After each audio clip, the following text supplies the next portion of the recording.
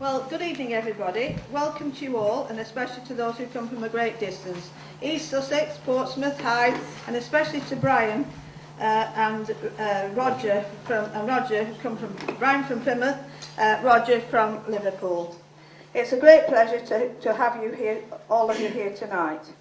For any newcomers, I ought to tell you that we are not a political party. We do not take lists of names or addresses or write minutes, and although if you wish to join us, as I hope you will, you can leave your email address.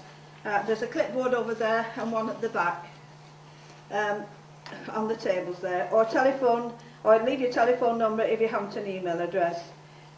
We are what you might call the alternative press. The British Constitution Group aims to give you information on many subjects kept from you by the BBC, which, as a friend of mine so aptly describes as novels. First of all, thank you all very much for coming. It's nice to see a lot of faces. Some of you I know, some of you I know by name, some of you are recognised, and some of you I don't know. But you'll have to put up with me because I've now got to the stage, and Roger Hayes, who's also with me, we've got to the stage now where we meet so many people that it can get really difficult. And some people look like other people, and most people are called Mike, apparently. So I get a lot of calls, and the voice says I'm Mike, and then you say, which Mike is that? And they say, it's Mike from Sheffield, and I say, there's 4 up there, which one are you? Okay, so if we look a bit vague when you say, you've met us before, it's simply the number of people. Roger, just stand up if you will. Roger Hayes is with me tonight because he's been down. Brilliant. Roger's been coming down to Plymouth for 1 week each month, which gives us a chance to have a good chat. If you don't know him, he's chairman of the British Constitution Group, and he was the man who thought the state of the judicial system was so bad that we should go and arrest a judge. If you haven't seen the little video clip on Birkenhead, just put Birkenhead arrest judge into Google and you'll come up with a film clip. And what I would say to anybody who's wondering what they've come to tonight, because I've talked about arresting judges, the best thing about that film clip is 600 people on the streets, 600 people, and absolutely no trouble. People laughing and joking with the police and talking to them. And this was a proper demonstration. So if you want to know what we're about, and British Constitution Group and Lawful Rebellion, it's about getting out there and doing things, but we don't need violence. It's a very important thing. Let me just take my watch off, which is a bit noisy. So I'm going to start. Roger's then going to talk about some of the things he's working on. And we're going to say to you, perhaps unusually, because I often talk about serious stuff all the time, we are feeling quite upbeat at the moment because it's clear that things are beginning to happen. The other side's doing things, but people are waking up. If you go and give a talk, if you're in a queue and you're perhaps gently talking about the banks, people join in the conversation. They know something's wrong.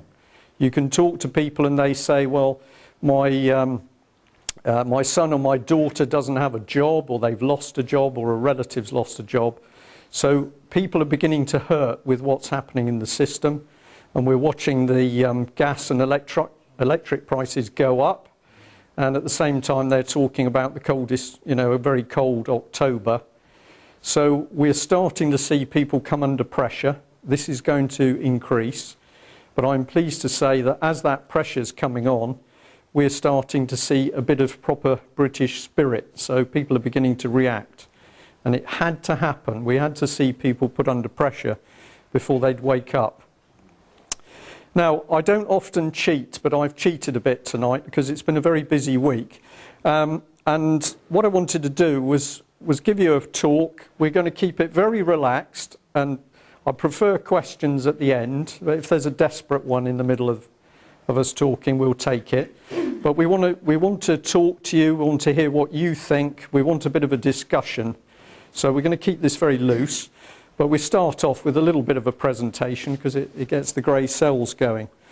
Now at the weekend I was involved in this presentation called News Not in the News. It was up in Stoke. There's a couple of people in the room who came up. It was organised by Carl Sims from Namaste magazine. And if you haven't seen that before, you can find Namaste magazine's website on the internet without too much trouble. And Carl produces a magazine which has been talking for many years about things happening, unusual things, and he's been trying to get people interested in learning and the alternative news. So this was a talk that was put on. We had a number of speakers, including two ladies that came across from the States, one called Judith Reisman, and she's been talking about despicable things happening to children and why it's happening and what the background is. And I'm going to say, well, she did a tremendous presentation. I've actually got a copy of what she talked about, and what I'm going to do is put up just a couple of her slides to get you thinking. There was another lady called Charlotte Isaby, so both these two had flown over from the States. Charlotte, very interesting, because she worked in the heart of the American administration some years ago. I won't say how many, but some years ago. And she'd worked out for herself that something was pulling America down, that day by day something was eating away at the America she knew, and basically she came to the conclusion it was subversion, that the country was being dismantled from the inside. And she's a remarkable lady. She's continued to battle and give speeches. And at one stage, I'm going to say, I asked both these ladies if we were winning. And they said to me, winning? Of course we're not winning. And I said, oh dear, well, we might as well go home. And then there was a bit of an atmosphere, and we hadn't met each other long. And they told me all the reasons why we weren't winning. And then I said, well, I think you've been doing the right thing for very many years, but the timing was wrong because people hadn't woken up. And now we're in a phase where people are waking up. Your message is the message we need to hear. And then all of a sudden we got the discussion going in a positive way. So that really is a theme. People are becoming awake, and if we do the right thing now, they're going to wake up even quicker. The other speakers, you can see when this goes live, when News Not in News is live on the internet, and we'll make sure you know about that. But there were other speakers talking about the monetary system, the British Constitution. So it was a good day. And I'm just going to show you, hopefully, okay, some of the things that I brought across. So this is a key thing which I know many of you here have heard me talk about before, but something isn't right. And this is a copy of the latest edition of the UK column. And it's a little bit dark with this projector, but we've got the riots up in London, we've got the phone hacking scandal, we've got the stock market falling, and we've got Cameron there, who's supposed to be in control of the country, but of course he isn't. He's a puppet. He's being told what to do. Now, we felt we needed to carry a message on this paper, so we came out with a wartime message of keep calm and carry on, because we have some very, very dangerous people now controlling the country. They are starting to really hurt people, and they're starting to pull the country apart. But we need to keep calm, because this bit, the violence up here, is what they want. Absolutely what the government wants.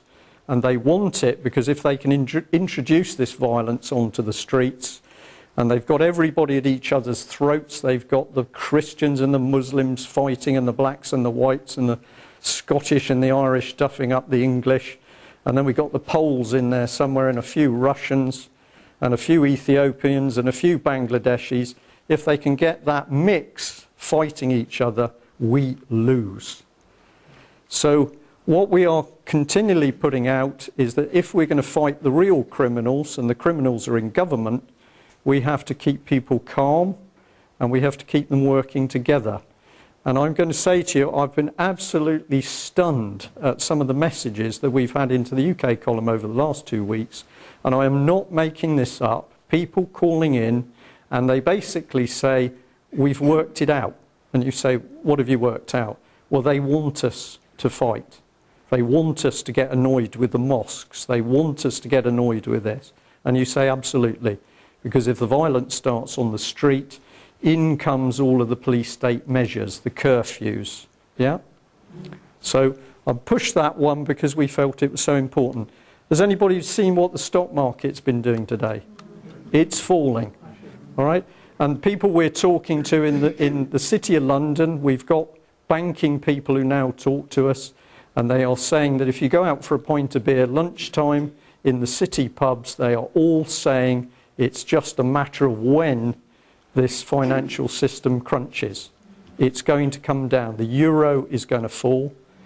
And as a result of that, we've got some interesting things being said.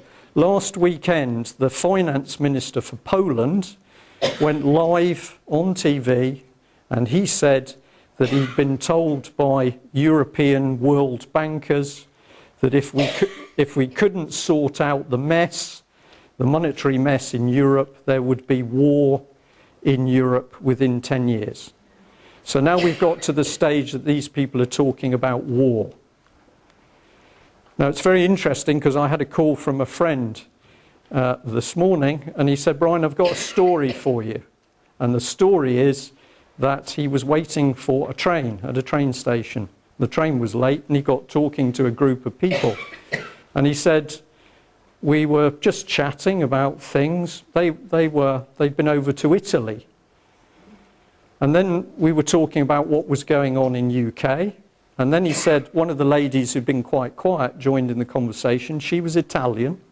She said that she worked in government in Italy. And she then said something which floored him. She said, in Italy, we are being told that there will be civil war in UK inside 2 years. Now, I'm going to say to you, I can assure you, my friend didn't make up the story. He told you exactly what he was told. And I have no reason to believe that somebody from Italy would go to the trouble to make up a story like that on the station platform in UK.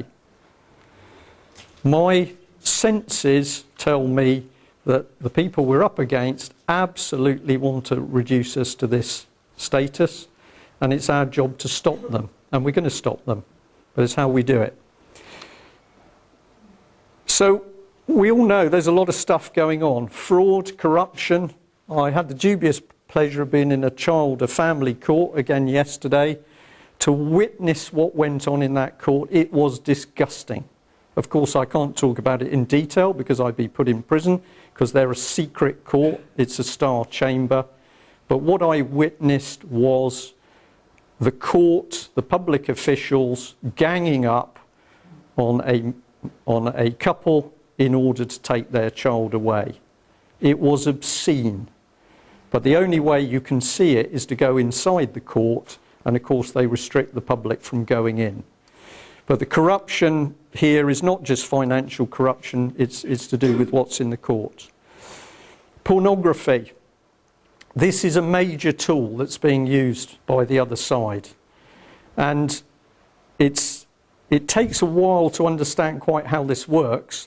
But Judith Reisman's talk, which was about Kinsey and the work on Kinsey on human sexuality, just phenomenal. As she shows the trail from this man starting his work supposedly on human sexuality to the fact that he is promoting child pornography and paedophilia. And we now know and can prove that his work is being used as baseline work within material teaching children's services people today. We have the DVD of it, Brian. Pardon? We have the kids' DVD. Yeah, there is a little video on the internet about it, but this is a very, very horrible, serious subject. But basically, we are seeing young people pulled apart by either watching the stuff or imitating it. And if you haven't gone on the internet and had a look at some of the Lady Gaga videos, I suggest you do, because there are now people who are analysing what she's actually doing in her routines on stage. And it's fascinating. Child abuse, okay. We got Big Brother coming in more and more. We've seen all the CCTV cameras. One of the streets we came along as we came into Bournemouth has got a phenomenal metallic mast with lots of cameras on it. Codex. How many of you know what Codex is? Okay, brilliant. It's not something that I talk about. For those of you who don't know, this is total control of food products and health products. And at the conference, a lady called Duane, who's heavily involved in the alternative medicines and herbal medicines, talked to us about what they are doing to force natural foods and remedies off the shelves. And one of the things was that if you're dealing in alternative products, herbal products, in the States they were starting to push that you had to be charged an $80,000, I think it was, license fee for each product. There's no small business can sustain that. So what they're now starting to do is force this control. And if you look at foodstuffs in supermarkets, the first Codex stamp stuff is starting to appear on the supermarket shelves. And you and I will only be allowed to eat what the government says we can, and it's going to be rubbish food. We're torturing people. We've seen the wars. Cameron, with his cronies, attacked Libya. It's an act of war, of absolute war. There was no debate. Whose authority did he launch an attack on this foreign country? We don't know. This is very, very serious stuff. Vaccines, well, there's a lot of talk about vaccines now because people just cannot, people are working out that the vaccines are not just a question of helping people. It's also a question of the fact that the vaccine itself is doing damage. And the evidence for that was presented at the conference. You all right, Margaret? Yeah, I'm just thinking, there's no water. There isn't a jug of water there, is there? No, there isn't, no. Okay. Yeah, so people are beginning to see the evidence now that vaccines are not doing what we're told they are there for. Not my specialist area. Agenda 21, regionalisation, happening in UK, it's happening in Europe, it's happening in Africa, it's happening in the States. All the old structures being swept away, the states in America being replaced by American regions. If you don't believe it, look it up for yourself. Where's it taking us to this one world government? And what is the one world government? It's a dictatorship. It's socialist, if you want to call it one broad sense. But all of the evidence is that what we're seeing happen to us in UK is part of a small jigsaw. Something very big and very nasty is on its way. Now, before we all get depressed, I'll just mention an Egyptian gentleman called Mohammed, who lives in Plymouth. And when we took him up to the day in Birkenhead, which was an incredible day, it was on the way back from that day. We had a discussion in the car about what was happening. And I was intrigued that somebody who is Egyptian by birth and a Muslim by religion said to us very calmly, do you know, guys, if we sort this problem out in England, we will solve the problem for the whole world. And I said, do you really believe that? And he said, absolutely, because it doesn't matter where you go in the world, people still look to England and Britain for the lead in democracy. And for me, this was an incredibly powerful statement. And then he said, but I tell you what, you've got a little bit to learn by how the demonstrators organised themselves in Egypt.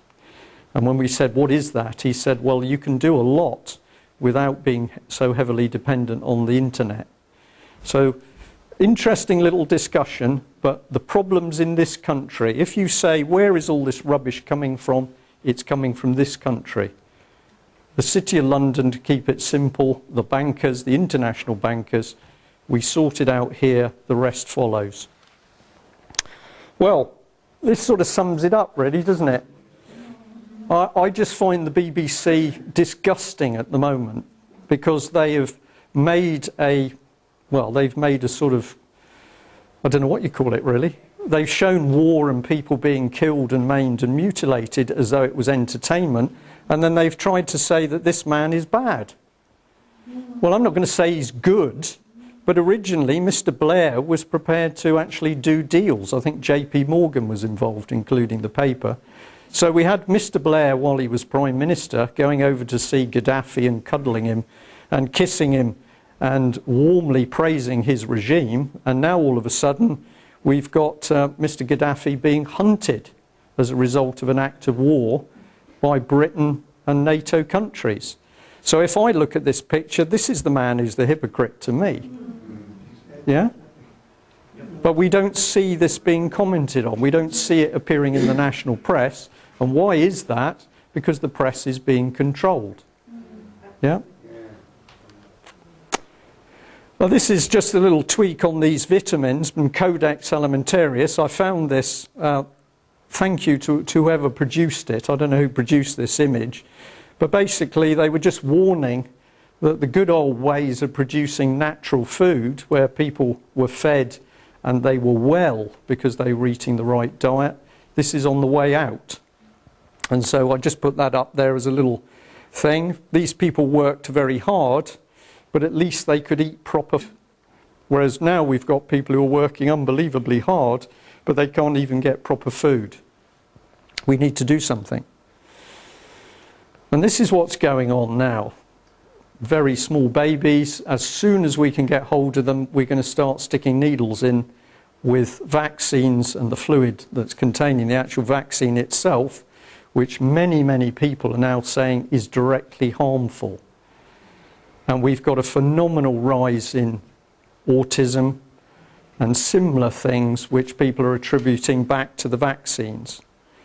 And unfortunately, it's no longer a question of being safe with mum, because it depends whether mum gives in to the vaccine regime. So, where does it lead? Well, this is where it goes on a bit. You might not be able to see that at the back, but this is a little group of school children, and they're getting their sex education lessons. And of course, the government was just backed down a bit for going for 5-year-olds again. But what we're seeing in schools is more and more graphic sex education. And we're not simply talking heterosexual sex, we're talking the full issue, including teaching small children the joys of anal sex.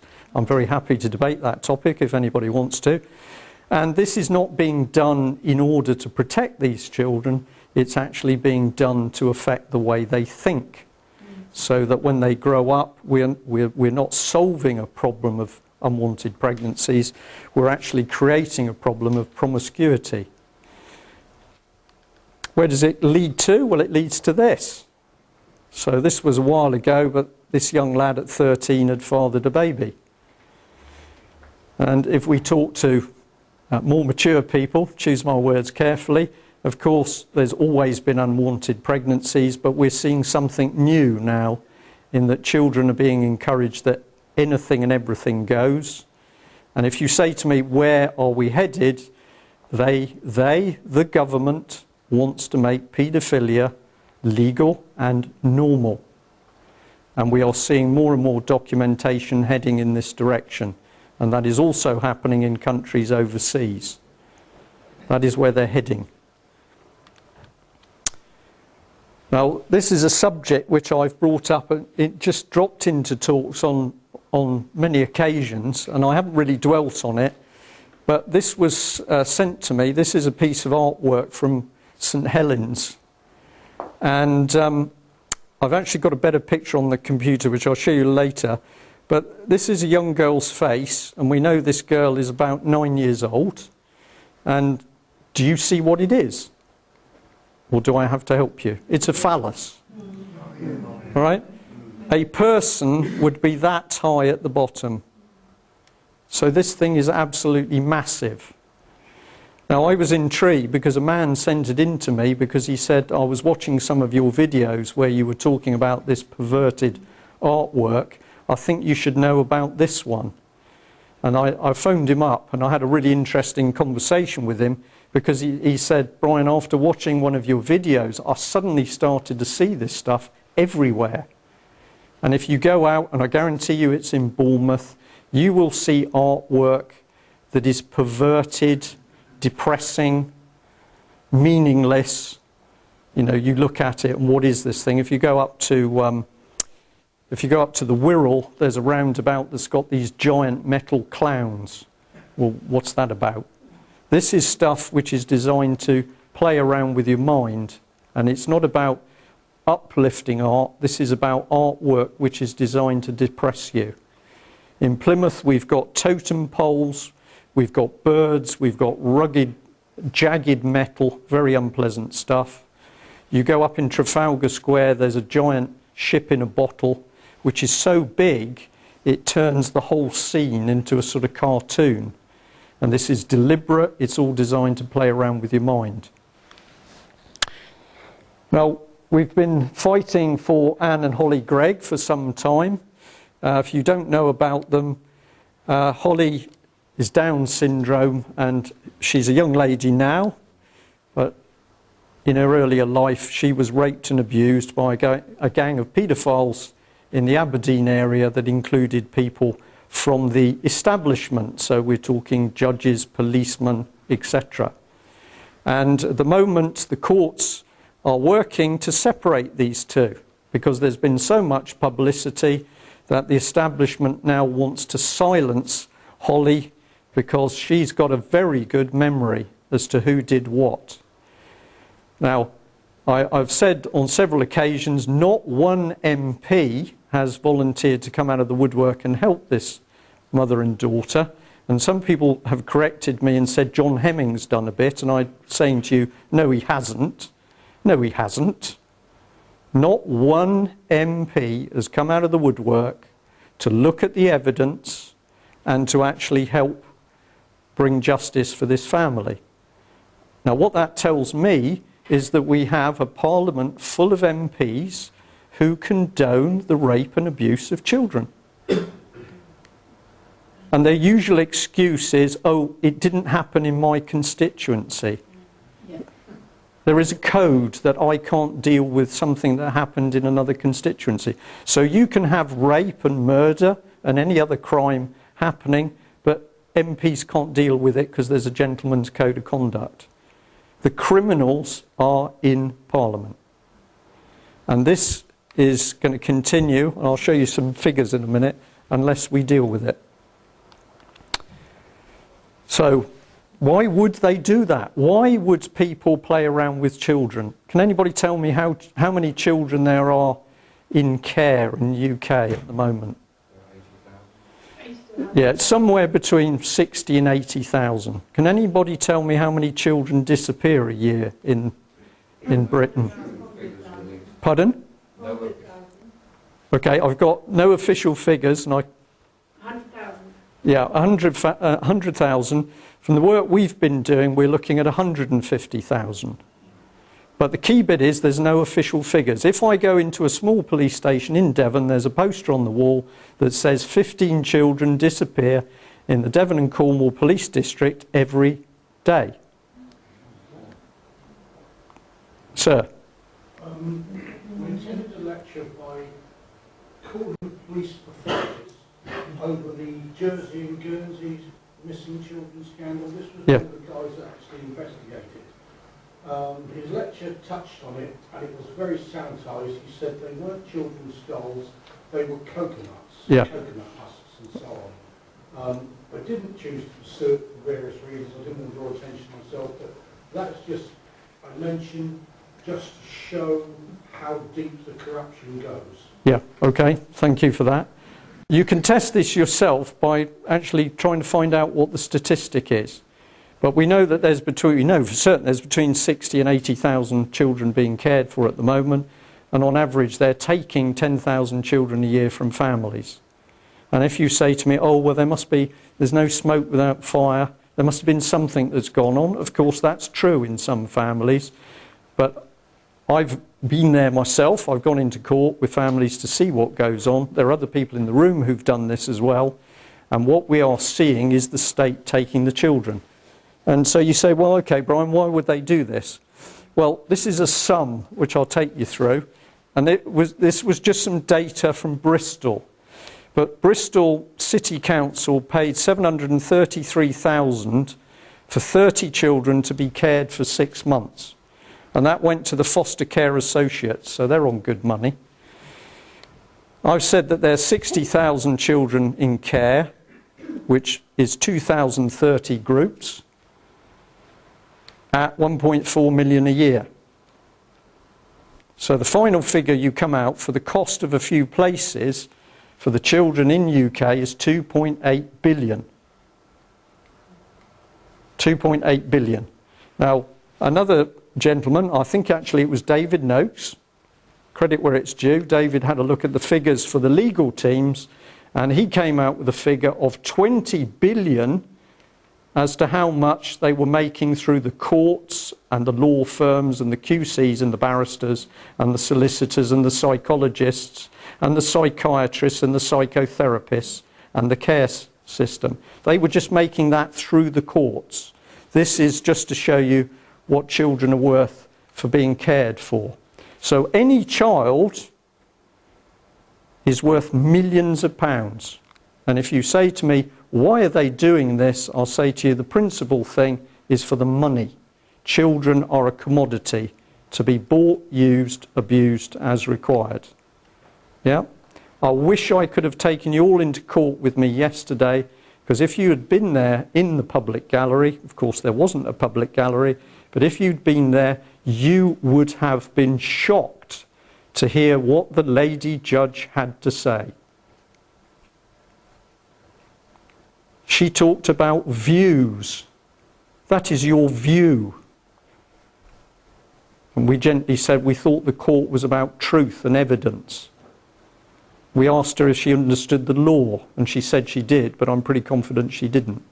But essentially, against the parents, you had a lawyer for the local authority, and you had a lawyer representing the guardian, and they worked together. It's obvious. Yeah? So I can only give you a snapshot, but if you really want to understand how bad things are in UK at the moment, you've got to look at what's happening to the children. And then you say, well, is this a new phenomena? Is this something that suddenly popped out the woodwork? And I'm going to say to you, it's not. Now, we got hold of a very interesting book recently. I'll read a bit of this, because you probably can't read it at the back. But this is talking about English settlements in America. And in 1615, they already had a labour shortage. And in 1617, the London Common Council and the Virginia Company considered sending vagrant children to Virginia. We got a bit of a labour shortage, so in 1619, they rounded up the first 100 vagrant children and they went to Virginia. And it was such a success, hold on a sec, it was such a success that they planned a second group. Some people opposed it, 1620, but the Privy Council on the 31st of January authorised it. Now the Privy Council is significant, because if you say to me, where is some of the seat of the dirt in this country, and you say who makes the decision, it comes down to the Privy Council. And Privy, it's secret. And you've got Privy Councillors and you've got MPs who are allowed into the Privy Council, and we don't really know what these people are doing. And it was the same then, but they sent more child migration, and they sent another 100 children to America. And in 1622, when there was an Indian massacre of the settlers, 350 settlers died, they sent out another 100 children. And what I was fascinated to see on Barnardo's website a couple of days ago was that somebody was following the genealogy of some brothers and sisters who were split up. There were 5 siblings, 2 girls, 3 boys. The girls stayed in Britain, but the boys were sent to Canada to a work programme. Now what was interesting was at the time that they were sent there, I noticed that legislation in this country had already banned child labour. But these children were sent to Canada. And I just thought, were they making money out of these children? How many of you followed a post office van? Nobody been behind it? What's on it? Yeah, what's on the back of the post office van? Doesn't it say please follow this van? It could do, but it also says Royal Mail proud to support Barnardo's. I find that very interesting because most people pay their money for the service of the post, and it's their own decision where money goes to charity. But at the moment, we've got the post office teamed up with Barnardo's. I don't know what it means, but I'm suspicious. You had a question, one more question at the back. I'm not very good at lingo. What do you mean by vagrant children? I'm not very good at that. Well, basically orphans, children living rough on the streets. Street kids. Yeah. So if we start to dig in deeper, and I'm not giving you a talk on common purpose, I'm going to say a few words about it. But this was, who's this guy? Brown. He's giving a sort of Nazi salute there, which is appropriate, really. But I think this is the Telegraph. Some of you have seen this before, but these two guys were both talking about their common purpose. And if you listen to the news and you look at the newspaper, you'll see more and more this little phrase, common purpose, coming up. Can I just say something? Yeah. In Poole, it's about 5 miles from here. You look at the local council website, everything's doing this for the common purpose. Everything, we're building a better future for Poole, for a common purpose, blah, blah, blah. It's all over it. Well, the common purpose is the drive to the New World Order. I've done other talks on that, and there's a talk I did, where was it, in Kent, where I did an update on common purpose, and I took it all the way through. I've got to sort of advertise that talk, because I can't give you all of this stuff in one go. But basically, I thought, how can I do something different on common purpose? So what I decided to do was just use their words. So my talk was not me saying this, common purpose said this. And it went down really well, because people said, we can't believe this charity's doing it. And common purpose is now into Hungary. And Julia Middleton's got a new video out. She's in a very smart suit. She can't give a talk properly because she's shuffling bits of paper, but she's a future leader. And she's telling that audience in Hungary what they're going to be doing. She says something quite interesting. She says to them, when you're asked about common purpose, you will stumble and bumble and you won't be able to give a very clear answer. So these are people who've just been through the common purpose course, and she tells them, when you're asked about it, you won't be able to answer properly because you'll stumble and hesitate. But I'll tell you what common purpose is. Common purpose is about leading outside authority. It's about joining in networks. You'll be able to work with our network in UK. Now this is a very interesting bit of common purpose, because when she's telling them you won't be able to answer the question, she is telling them. This is NLP at work. She's telling that audience, when you're asked what common purpose is, you will stumble. You won't be able to answer it. It's an amazing piece of text. We're going to get it properly edited. But this common purpose is guys at this level and the bankers backing them, working for this new world government. And before you can create the new, you've got to destroy the old. And that's what we're starting to experience. Everything's being pulled down. How can I prove it simply? Well, I get a lot of material sent to me, and sometimes, simple things come and it's gold dust. A man sent me 3 pieces of paper. It was from the National School of Government. Have you all heard of that? You should do, because more and more people in the public sector, so Bournemouth Council, the top-notch people would have been educated by the National School of Government. Yeah, and the National School of Government is pumping neuro-linguistics into them. Don't believe me on NLP, go and look it up. They are giving people courses where they are changing their belief structures. Now, this paragraph, shall I read it out? Okay.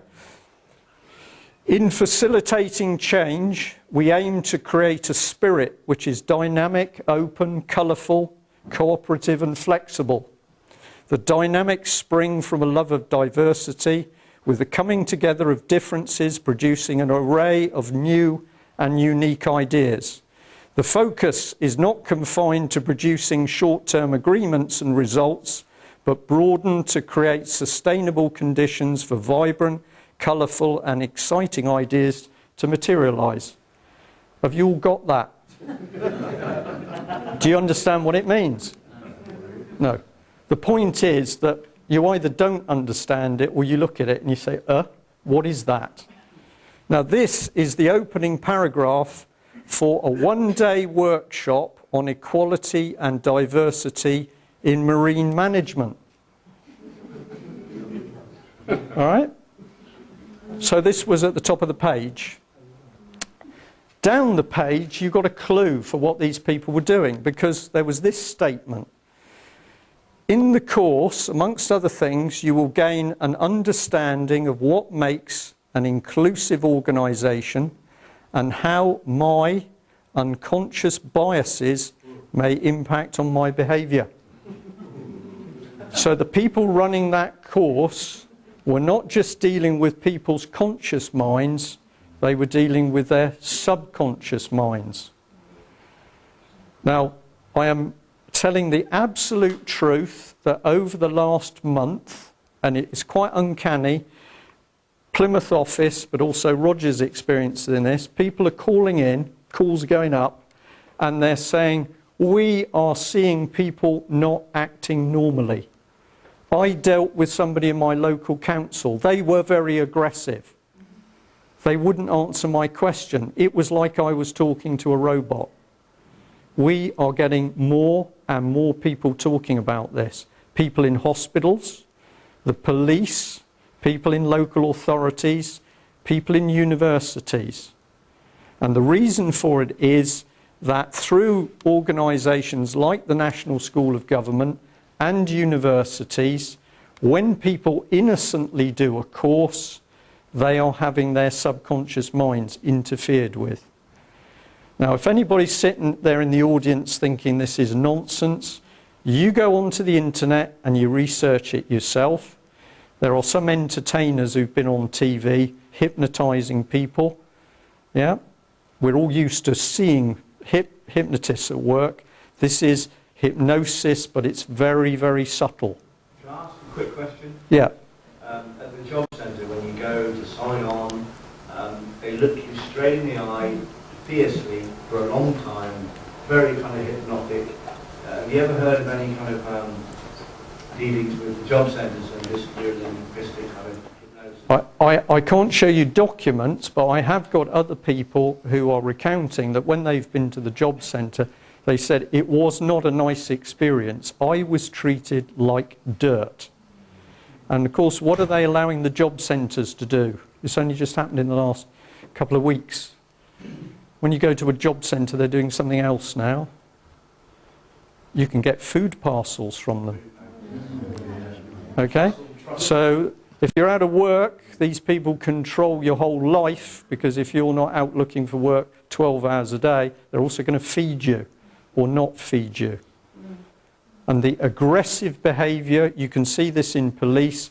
I've been into an interview room into one of the police stations in Plymouth with two other people, a lady and a gentleman, and we were there to say that a 3-month-old baby was going to be abused. And the sergeant got unbelievably aggressive with us and then said, "Get out of my interview room. We've just come to report a crime that's going to take place. Get out." So I didn't get up quite as fast as the others, and I just said to him, "Who's your superior officer?" And then all of a sudden it went a little bit quiet, but we had to get out the interview room, and eventually we got summoned back in.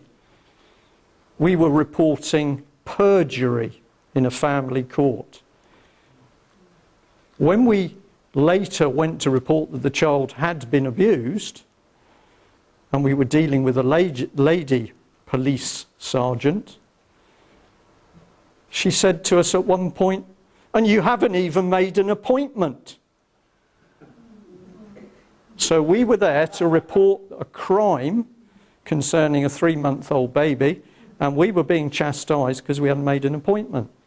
And when we got outside, the lady who was with me said that woman was off her head. And she was. And what they are doing is this NLP. There are versions of it, but this is a clue. You often see these statements and you think, what are they on about? And the reason is that when you start to mess around with people's subconscious like this, what they do to them is they're making them feel very good about themselves. Yeah, you don't want people to feel depressed as a result of what you've done. You give them something, they feel, I'm a new leader. I understand more than the ordinary person. The ego goes up. Yeah, and the people they really can work on are people who've got big egos, they're narcissists. Narcissistic personality disorder. Now, if you look at our politicians, you can just see these people. They are puffed up, they think they're unbelievably important, they're only concerned with their image, how much money they've got 2 houses, they've got to have 4 houses. Yeah? So the people recruited into Parliament are being selected so that the system can play around with their minds. How do we know that this is actually happening? Well, David Cameron went public some time ago and said that everybody who got involved with the Conservative Party was going to do a psychometric test. Why do they want the psychometric test? Because they can then identify the right personality to join the team. So this is real. So this was one page. I'll just give you a bit of the other one. This is key. Here's the pre-course questionnaire. This is so that they can work out, before you get in that classroom, what type of person you are. And here it's saying, how would you describe your values, beliefs and attitudes? This is personal stuff. What you actually believe about a lot of things is not other people's business, it's your business. But here we've got them dragging it out. If you get this stuff out in the open, they can then decide how to work on you in a classroom to skew your beliefs. And what I keep saying is, if you think that you're too smart to fall for this, the more intelligent you are, the more open your mind is, the more susceptible. So if I said to you, I'm sure that you, like me, think that we should deal with this, are you happy with that statement? Would you agree? That I'm sure that you all, like me, think that we should deal with this. Do you think we should deal with it? Right. I'm just giving you a little taster, because what I'm doing is playing with you. What did I say first? I gave you an order. You like me. And then I moved on to the question. But your conscious brain is ready for that question. So you know almost what's coming. You anticipated it. So you missed the first bit. You like me. That just disappeared. Not in your subconscious. Now, I'm beginning to learn, because I've got NLP trained practitioners who are coming to me with information because they are getting very, very worried, because they can see techniques that they've used to help people being used for devious political purposes. Now, I want to mention something unpleasant. Sorry, we'll get to somewhere nice at the end. Bridgend in South Wales. How many suicides? How many?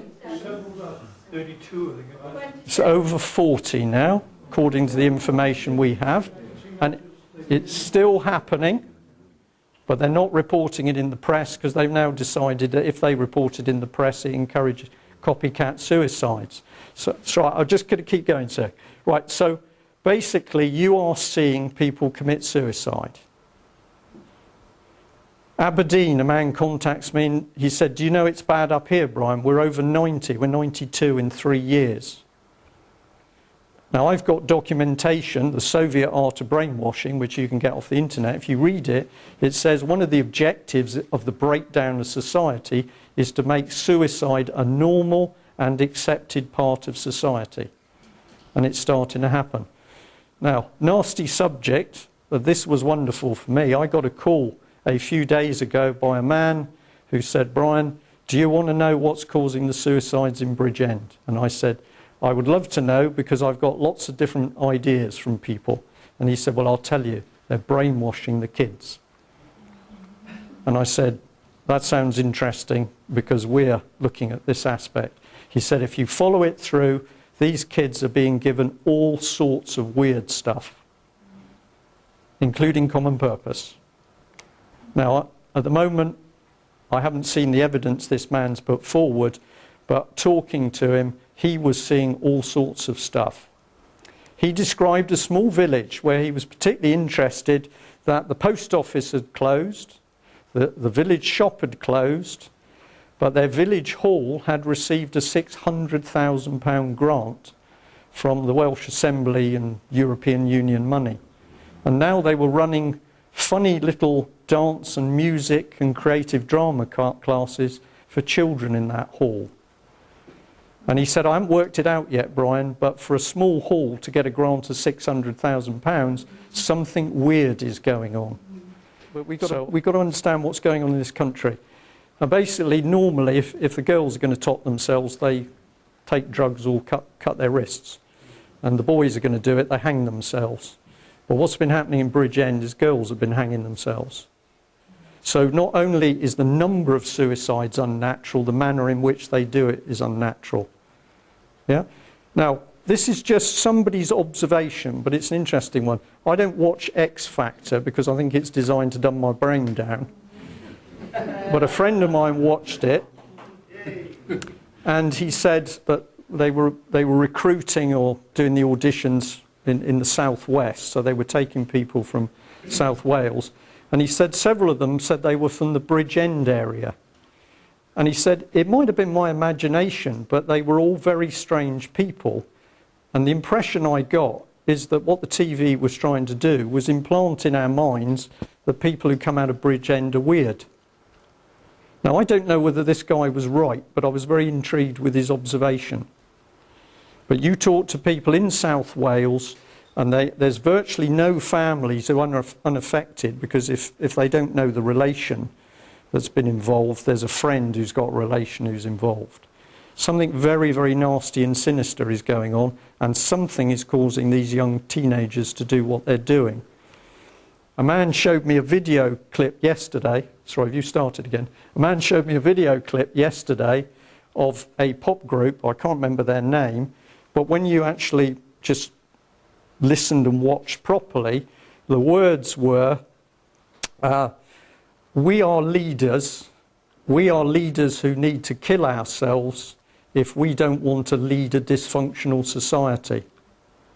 So the message in that little pop video was actually to kill yourself. Now, is this stuff a coincidence, or is it coming from somewhere? It's coming from somewhere. Now, this is what a lot of people think tyranny is. This is a very charming Chinese police lady. And of course, we all think China's wonderful at the moment, don't we? And I don't know what this lady's done, but she's not in for a good time. So many people just think that it's this. It's sort of the police state bit. But the real danger... Oh, come on. The real danger is this. The ultimate tyranny in society is not controlled by martial law. It's controlled by the psychological manipulation of consciousness, through which reality is defined so that those who exist within it do not even realise that they're in a prison. You look at people now addicted to the computers and the TVs, and that's become their world. And they can't see, they do not even realise that there is something outside of where they exist. So this is what a lot of the digital age is doing.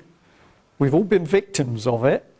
But if you're watching 8 hours of TV a day, and those programs are getting steadily more ghastly, so you don't just see the autopsy from a distance. Have you noticed the bodies are now on the autopsy table, and you see the blood or the brains? Have you not seen these programs? Because this is mainstream television. Yeah, there are some very, very nasty programs, and this is what they're doing, is they're after our minds. So the first secret to getting out of this thing is to show other people what's actually happening to them. Now, I said at the conference on Saturday, why were we here? And it's the same for this evening. The true seeker of knowledge naturally strives for truth and is not content with common opinion, but soars with undimmed and unwearied passion until he grasps the essential nature of things. So basically we need to find out for ourselves, because once we understand it, we can do something about it. This is pretty important. Now I think I'll just go on to, well, that was thanks to Namaste magazine as well. So this is the key bit. We can't see what we can't fight and we can't understand. Yeah? Now, Roger's here with me tonight, so I didn't want to hog the floor too much. And we also wanted to see whether we could have a good dose of interaction with you. But I just want to show you 2 slides from Judith, who was talking about what Kinsey was up to. So this is a table where it's got the age of children starting at 5 months going down to 10 years. This is the number of orgasms that they are supposed to have had. The times were taken, okay, here's the age, right, coming up to 14. So it's examples of multiple orgasm in pre-adolescent males. 4 years old, 26 in a 24-hour period. Hang on, can I just keep going, sir, yeah? Now, these statistics, which are now starting to be revealed, we know that Kinsey was taking his evidence from paedophiles. So the whole database of this information on people and their sexuality and sex lives was fraudulent. And it involved, if you think it through, this is actually the torture of children. Now, this material has not been just left on a shelf. This material is now actually being used to form the foundation for what people are being taught in social services and child services. And it's particularly coming into the universities. Margaret? I think, if I remember correctly, Kinsey tried to get a baby to have 24 orgasms in 24 hours. Yeah. And he was tickling it with a feather. Well, Judith Reisman's book, Sexual Subversion, which is obviously, it's available on the internet, it's harrowing reading, but when you read it, all of a sudden you can see what's been done to us, because she charts the whole change in people's behaviour, how marriages started to break down, how people got into serial relationships, how they started to experiment with their sexuality. She really started to bring some of this stuff home. Sorry, I might have jumped to one, hold on. The definition of orgasms are not what we would assume today. No, but we know from the book, we know from the research that's been done around it, that these were arbitrary definitions made to suit the work. So in the book, these tables she is putting in to show you that there was a scientific regime at work. And this stuff is still being promoted. If you go and look at Kinsey on the internet, I'll take it off now, but if you go on the internet, you can go to the Kinsey site and you can see that they're still supporting this work. Yes? Just an observation, that Kinsey was a follower of Aleister Crowley, the Satanist. Yeah. Did you hear that at the back? That Kinsey was a follower of Aleister Crowley, the Satanist. And Aleister Yeah. Crowley stated that he wished to debag every boy in Britain. Yeah. Okay. Kinsey also worked with one of the, I don't know who mentioned it, it might have been one of the German doctors who worked in the concentration camps doing experiments on people. This is true. Well, I'm just going to stop the subject here because I've put it up. If we look at how we get forward, how do we get out of the mess we're in? And I'm going to say Roger and myself and the other people who are out in the circuit talking, it was all a question, how do you wake people up?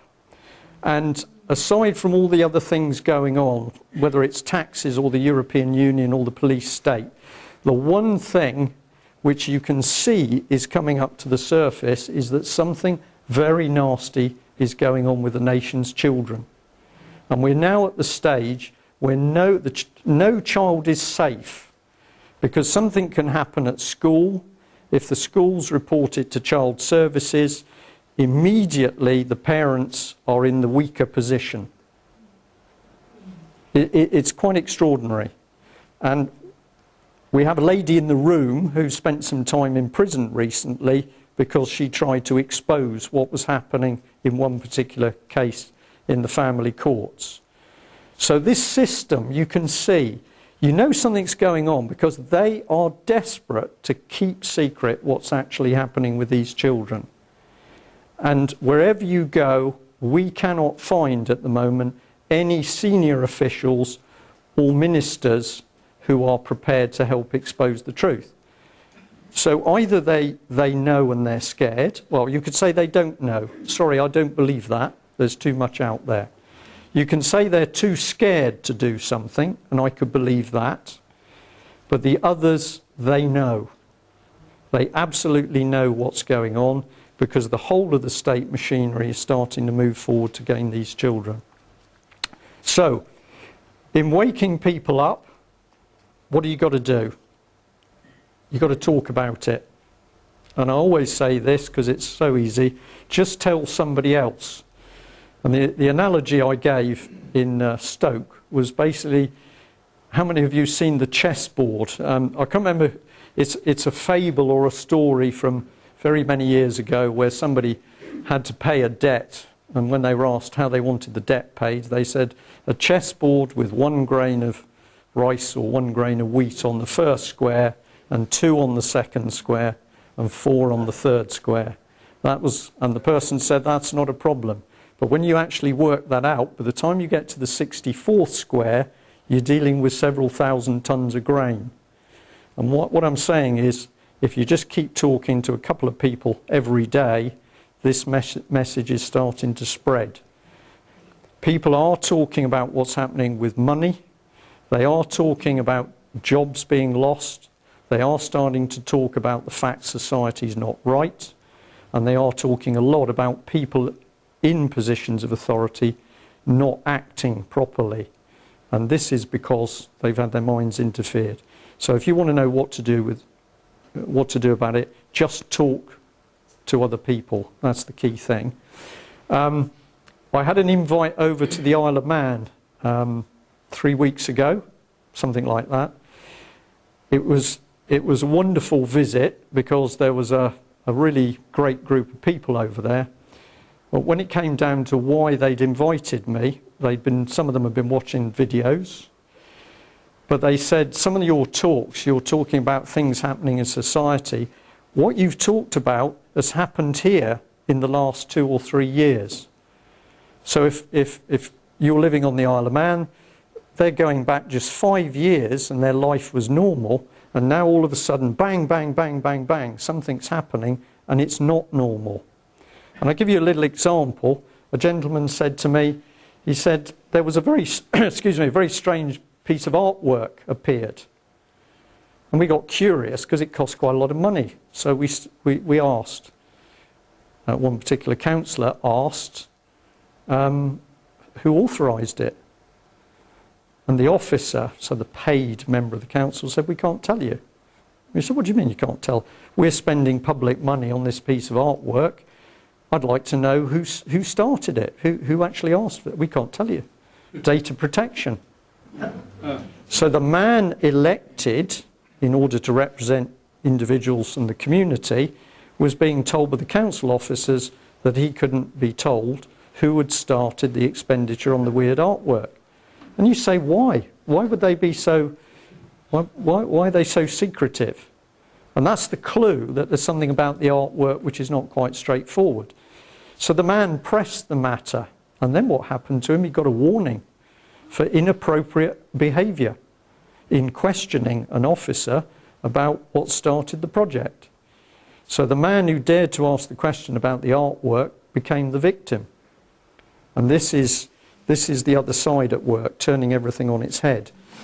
We then had a very interesting chat because 4 years ago I got an invite over to Jersey, and I was recounting what the people in Jersey had told me, because if it's just happening in the Isle of Man, it happened over about a 10-year period for Jersey.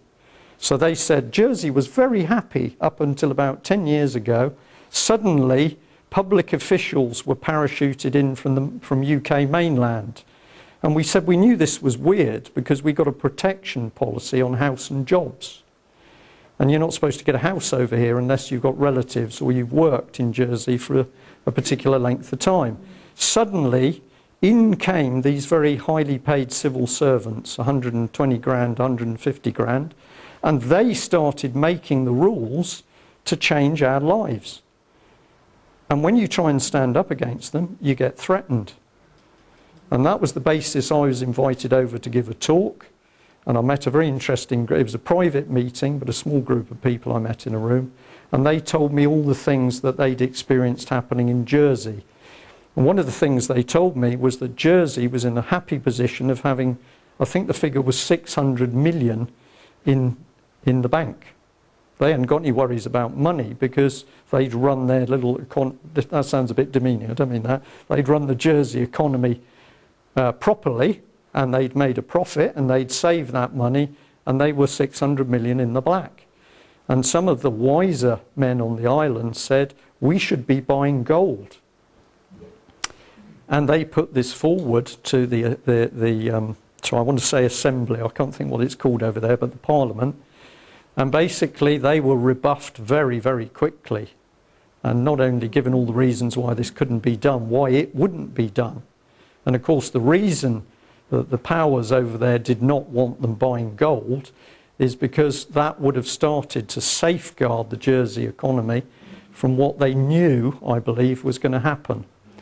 And it's very interesting that on the Isle of Man, 60% of the economy is through the financial sector, and several of the men over there were telling me they're seeing business after business. These are reputable people working in the finance industry and the insurance industry. They are having their businesses put out of action by the big major finance players. So the rules and regulations are increasing and increasing till people are giving up. And so they're saying that at the moment in the Isle of Man, as far as they're concerned, there's a deliberate attempt to collapse the economy. And at the same time, they're seeing all of their social and community life broken up. So we had a meeting with 20 people, and the discussion was what to do. And I said the same thing. You've now got 20 people in the room. Get out on the island and start talking to people. And that's all you've got to do. Before I finally finish and hand you over to Roger, I will take some questions. It is unbelievable, the change over the last 6 months. If I go back 7-8 months ago, we were still feeling it was very heavy. You went out and you did talks, and it's like trying to move, a rock. Now, people sense something's wrong. And I'll give you an example. Roger and I had something to eat and a pint of beer before we came down here. We were just up at the bar. Roger had a newspaper. He pointed to Clegg. Do you all know who Clegg is? He's the puppet, yeah. And what did we say? You only ever saw Clegg or Cameron in the news. You never saw any of the other politicians. A man next to us at the bar immediately said, that's absolutely right. You never see any of the others. So we said, no, this is so that you only get the word from one person. And we said that's the start of it because there's funny stuff happening. And the next minute we're talking about money. What else do we cover? But the guy was awake and he was talking, and the moment we're talking at the bar, people behind you are listening. So you want to know what to do, talk. That's it. Okay, thanks very much. Any questions? Yeah, sir. Talking about the children. Yeah. Is there any particular age, all the children who are missing? Is there any particular age bracket that they go in there, or is it all ages? No, it's spread across all ages. It's spread across all ages. But what you have to say is that you are seeing more and more younger children taken from their families. I don't want to misquote him, but I think it was the chief executive of Bernardo's who was quoted in the paper as saying that basically he thought more babies should be taken at a younger age for their benefit. Cameron stated that early intervention should be speeded up for more Yeah. families. Yeah. And that means that if you take a child before the age of 5, they're building their primary brain. In other words, if you stick them with middle-class people, they might have a broad Scottish accent, but after 6 months they will speak like their masters. The uncles, the aunties, the fathers, the sisters, the government officials, they speak in their language and they brainwash you. So if you're put in at 3, by the time you are 5, you will not know who you are or where you are. Yeah, I would agree totally with that. 12, you run away, and the police have to bring you back and you run away again. So they get you early and you don't know where to run. There's an analogy there to Madeline McCann. 3 years of age. The real moment where a child actually develops and becomes a person, or I think it's a person. Around those age, that age. I was placed in a place called, that was run by George Miller Homes for Children based in Bristol. They deported children to the Commonwealth right up to 1970. That's when they stopped deporting unwanted children. Now, the care system was designed by aristocrats who wanted to get rid of their children, so they'd make up false birth certificates to cover the fact that they were their children. They made sure those children would have good adoptions. If you were from the lower orders, you were basically material to be tested on as pharmaceuticals, to be tested on for Alzheimer's drugs. You have teenage girls being abused and they had boyfriends. They argued with their parents and then they got Alzheimer's drugs being tested on them. You know, it's, like you said, it's a money machine. Yeah. Right, Dave, but keep it brief. Okay, just to comment to yours, part of the Jesuit creed is give us the child until he is 7, and then we'll give you the man. Yeah. Moving back to the reason why they may take these children, David comments in his books of rampant paedophilia. There is a particular energy that goes up and down the spine, almost like Vincent Price and Tingler, of the abused children that appears to be useful to a certain type of being. I know we're moving into the terms of aliens and strange creatures and reptilians and all that, but he said that is the reason why paedophilia seems to be so interested. There is some form of uncorrupted energy that bursts out when the child is being abused in some way or another, generally on the spine, but somehow that is of use to a certain class of person. Without going into, because that's quite sort of technical stuff. If we keep it simpler than that, if people want to know why paedophilia has now suddenly become, it seems to be popping up all over the place. What has gone on, very simply, is morality has been attacked. So in a normal society, most people are honest, most people are straight, and then you've got a very small percentage of people who've got problems, or they're thieves, or they're criminals, or they're, if we go to the extremes, they're murderers. Percentage per population, very small. So most people being normal, getting on with their lives, when somebody comes along who's a bit strange and deviant, they would originally spot these people very easily. But what's been happening is that basically normality is being fractured. So anything goes, how you dress, what you watch, yeah, who you sleep with, the age of the person you sleep with, where you do it, all of that has come down. So we've now got our representatives, the MPs, we know they take drugs, we know they sleep with rent boys, yeah, we know they have multiple partners, we know they're homosexual or they're bisexual, or maybe there's something else. So all this has been introduced to make it seem that it's normal. Now it becomes much more difficult to actually see who the really dangerous people are. But if you are malevolent and you want to control a society, how do you control people? Where you bully them or you blackmail them if you're nasty. It's getting difficult to blackmail somebody because you can do anything. What is left that people will in general not tolerate? Paedophilia. Now, my opinion from all the research we've done, and what's interesting is other people who are researching different areas, they're looking at money, or they're looking at the establishment, or what's happening in the public sector, and they are all coming back and saying everywhere we go, it's leading to the abuse of children. And the conclusion I come to is that basically paedophilia is being used to control the people in the positions of real power. So they are recruited, they are led into positions where, I'll call it temptation, if you want to call it that, but they're led into positions where they're entrapped, and then they are completely owned. Do I believe we've got practicing paedophiles in Parliament? Absolutely. Within the senior levels of the police force? Absolutely. Within the House of Lords? Within the judiciary? Absolutely. And I did a talk, well, I didn't, I did an interview for one of the TV stations a little while ago, and a gentleman came to see me, travelled quite some way, said, "Can I have a talk with you?" And I said, "Yes." And he said, "I'd rather go in the car park.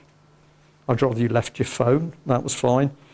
And he told me a story about what was going on in London to do with paedophilia, child prostitution, child trafficking. And he said, "What I want to tell you about is the fact that every time the police build up cases to break these rings apart, they are stopped by their superior officers." And I said, "What does that mean?" And he said, "Well, what it means is our superior officers are being lent on to stop the investigations."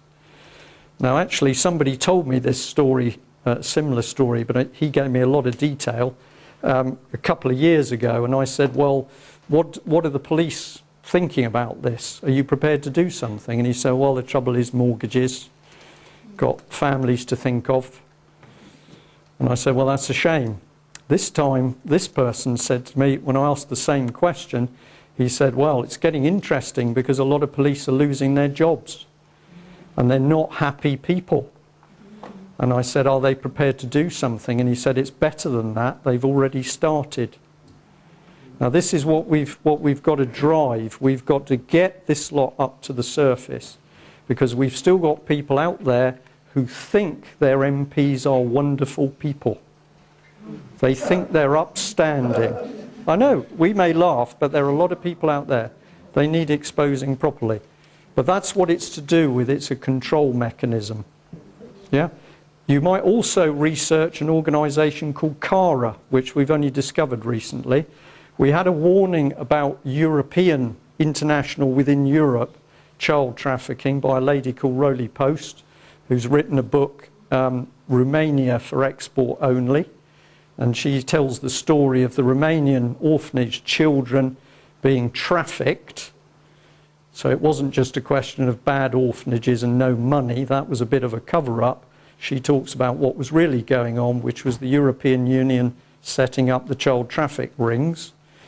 She lives under constant threat of death for what she knows about that. Okay, so CARA is very interesting. It's based in India, and it's now talking about worldwide adoption. And the UK is signed up to it. There's about 4 offices under the Department for whatever it is, Families, Children and Education. And they are talking about moving around children internationally, worldwide. So you get your child taken away from you in Doncaster, and that child is then given to a family anywhere in the world. Why are they doing it? Because they are determined to stamp out national identity. Yeah, it's incredible. Okay. And Clive, did you want to ask One more. One thing about what this gentleman over here said about that energy that Yeah. they're after. If you look on the side of a £1 coin, it says decus et tutinum. The Latin word decus means decuscitation. The point exactly at the back of the neck is the point where the energy comes out of, and it's on the side of a £1 coin. And the people with the money have the power. Well, I have never heard that before. Thank you for telling us that, and I'll do some research on that. Right, I'll just say we drifted back into that subject again, but I want to tell you that it is phenomenal, the change out there at the moment. People are waking up, people are starting to ask the right questions, and if you give them honest, truthful answers, they're listening. So if we want to stop this thing, just get out there and talk.